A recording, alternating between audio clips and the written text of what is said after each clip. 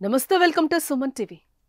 భారతీయ సంతతి astronaut Sunitha Williams danger జోన్లో చిక్కుకున్నారు. Butch విల్మోర్తో కలిసి బోయింగ్ స్టార్ లైనర్ స్పేస్ షిప్లో జూన్ 5న ఇంటర్నేషనల్ స్పేస్ స్టేషన్కు వెళ్లిన విలియమ్స్ ఐఎస్ఎస్తో అనుసంధానమయ్యే క్రమంలో హీలియం లీకేజీ కారణంగా స్పేస్ షిప్లో పలు లోపాలు తలెత్తాయి. సుదీర్ఘ ఉత్కంఠ నడమ ఎట్టకేలకు జూన్ 6న స్టార్ లైనర్ సురక్షితంగా ఐఎస్ఎస్తో అనుసంధానమైంది. అయితే వారి యాత్ర సజావుగా సాగకపోవడంతో ఆమె తిరుగు ప్రయాణం మరింత ఆలస్యమైంది. జూన్ 5న అంతరిక్ష కేంద్రానికి వెళ్లిన విలియమ్స్ స్టార్ లైనర్ స్పేస్ షిప్లో సాంకేతిక లోపం కారణంగా డేంజర్ జోన్లో చిక్కుకున్నారు. సునీత విలియమ్స్ రాక మరింత ఆలస్యం కానుండటంతో ఆరోగ్యంపై అనుమానాలు తలెత్తుతున్నాయి.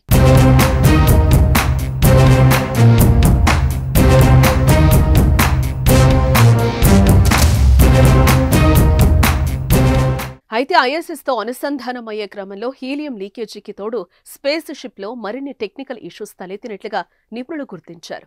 వీటన్నింటినీ సరిచేసే పనిలో నాసా ప్రస్తుతం తలమునకలవుతోంది. ఆస్ట్రోనాట్లను వెనక్కు తీసుకొచ్చే విషయంలో ఇలాంటి హడావిడి లేదంటున్నారు అధికారులు. విలియమ్స్ అండ్ బుచ్ విల్మోర్ల భద్రతకే తొలి ప్రాధాన్యమిస్తున్నట్లుగా నాసా అధికారులు చెప్పారు. షెడ్యూల్ ప్రకారం సునీత విల్మోర్ వారం పాటు ఐఎస్ఎస్లో ఉండి జూన్ 13న బయలుదేరి 14న భూమికి చేరుకోవాలి. అయితే స్పేస్ షిప్లో అనుకోని ప్రాబ్లమ్స్ కారణంగా అక్కడే చిక్కుకుపోయారు. అయితే బోయింగ్ స్టార్ లైనర్ గరిష్టంగా 45 రోజుల పాటు ఐఎస్ఎస్తో అనుసంధానమై ఉంటుంది.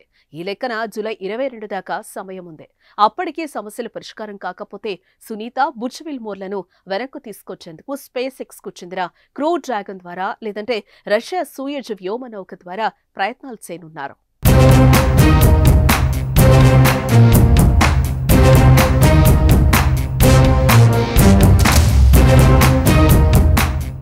సునీత విల్మోర్ ప్రస్తుతానికి ఐఎస్ఎస్లోనే సురక్షితంగా ఉన్నారు. సునీత తన అనుభవం దృష్ట్యా పరిశోధనలు ప్రయోగాల్లో కీలక పాత్ర పోషిస్తున్నారు. ఇప్పటికే అక్కడున్న 7గురితో కలిసి ఐఎస్ఎస్ నిర్వహణకు సంబంధించిన కార్యకలాపాల్లో బిజీగా గడుపుతున్నారు. కాగా ఇద్దరు ఆస్ట్రోనాట్లు ఎప్పుడు తిరిగి రావాలన్న దానిపై ఇలాంటి తేదీని ఇంకా నిర్ణయించలేదని నాసా ఇటీవల ప్రకటించింది. అయితే సునీత విలియమ్స్ బుచ్ విల్మోర్లను భూమిపైకి చేర్చాలన్న తొందరేం లేదని స్పష్టం చేసింది. బోయింగ్ స్పేస్ షిప్ స్టార్ లైనర్లో పలు సమస్యలు తలెత్తినప్పటికీ తాము అందులోనే భూమికి సురక్షితంగా తిరిగొస్తామనే విశ్వాసం ఉందని ఇంటర్నేషనల్ స్పేస్ స్టేషన్లో ఉన్న ఆస్ట్రోనట్ సునీత విలియమ్స్ బుచ్ విల్మోర్లు జూలై 10న తెలిపారు. కాగా స్టార్ లైనర్ తొలి మానవ సహిత రోదసి యాత్రలో జూన్ 5న సునీత విల్మోర్లు అంతరిక్షంలోకి వెళ్లారు.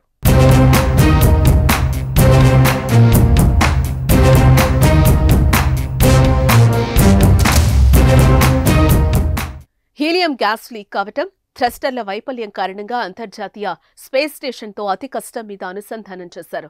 8 రోజుల అనంతరం భూమికి తిరిగి రావాల్సిన వీరిద్దరూ రాకెట్ల సమస్యల వల్ల ఐఎస్ఎస్లోనే ఉండిపోయారు. ఇంటర్నేషనల్ స్పేస్ స్టేషన్ నుంచి వీరిద్దరూ విలేకరుల సమావేశంలో మాట్లాడారు. థ్రస్టర్ను పరీక్షించడం పూర్తయ్యాక తిరుగు ప్రయాణమవుతామని అన్నారు. రోదెస్సీలో ఎక్కువ సమయం ఉండాల్సి రావటం పట్ల తామకేమీ ఫిర్యాదులు లేవని, ఐఎస్ఎస్లోని ఇతర ఆస్ట్రోనాట్లకు సహాయపడటాన్ని ఎంజాయ్ చేస్తున్నామని అన్నారు. ప్రస్తుతం స్పేస్లో పరిస్థితులు భిన్నంగా ఉండటం వల్ల రోజులు గడిచే కొద్దీ సునీతకు అనారోగ్య సమస్యలు తలెత్తే అవకాశం అధికంగా ఉన్నట్లుగా తెలుస్తోంది. గతంలో పలుమార్లు అంతరిక్ష పర్యటనకు వెళ్లి సురక్షితంగా తిరిగొచ్చిన సునీత ఇప్పుడు కూడా సురక్షితంగా తిరిగొస్తుందని కుటుంబ సభ్యులు, సహచరులు ఆశాభావం వ్యక్తం చేస్తున్నారు. తాజాగా నాసా విడుదల చేసిన రిపోర్టు ప్రకారం సునీత విలియమ్స్ రాక మరింత ఆలస్యం అవుతుందని తెలుస్తోంది. ఆమె రాకకు 48 నుండి 90 రోజుల సమయం పట్టే అవకాశం ఉందని నాసా తెలిపింది.